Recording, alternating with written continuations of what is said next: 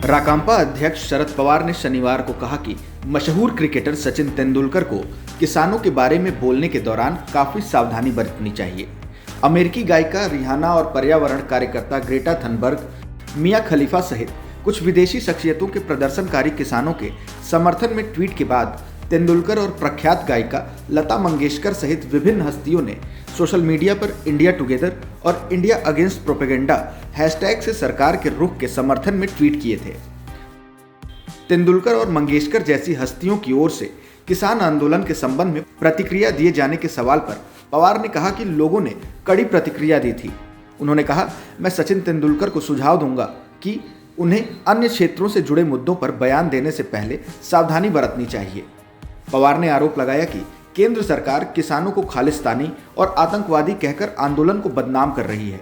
पूर्व केंद्रीय कृषि मंत्री ने कहा, ये प्रदर्शनकारी किसान हैं जो कि हमारे देश का पेट भरते हैं, इसलिए इन्हें खालिस्तानी या आतंकवादी कहना उचित नहीं है। महाराष्ट्र नवनिर्माण सेना यानी मनसे प्रमुख राज ठाकरे ने भी शनिवार को आरोप लगाया कि केंद्र सरकार को आंदोलनरत किसानों के समर्थन में ट्वीट करने वाली विदेशी हस्तियों पर पलटवार के लिए चलाए गए अपने अभियान में लता मंगेशकर और सचिन तेंदुलकर को नहीं उतारना चाहिए था। ऐसे में इन हस्तियों को भी सोशल मीडिया पर आलोचना का सामना करना पड़ा। उन्होंने कहा कि अगर अमेरिकी गायिका रिहाना और अन्य हस्तियों का नए कृषि कानूनों के खिलाफ प्रदर्शन कर रहे किसानों का समर्थन करना भारत के आंतरिक मामलों में दखल देने जैसा था, तो डोनाल्ड ट्रंप के समर्थन में प्रधानमंत्री मोदी का नारा भी परेशानी भरा था। अब की बार ट्रंप सरकार।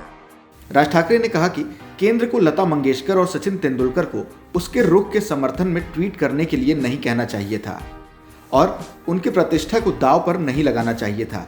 अब उन्हें सोशल मीडिया पर ट्रोलिंग का सामना करना पड़ेगा।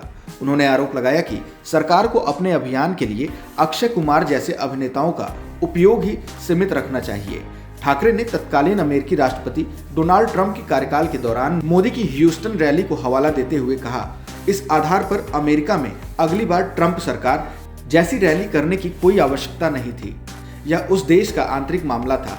उन्होंने यह भी कहा कि किसान जिन कानूनों के खिलाफ प्रदर्शन कर रहे हैं उनमें कुछ कमियां हो सकती हैं जिन्हें दूर किया जाना चाहिए। फिलहाल इस वीडियो में इतना ही। अगर कोई सवाल और सुझाव है तो हमें कमेंट बॉक्स में जरूर बताएं।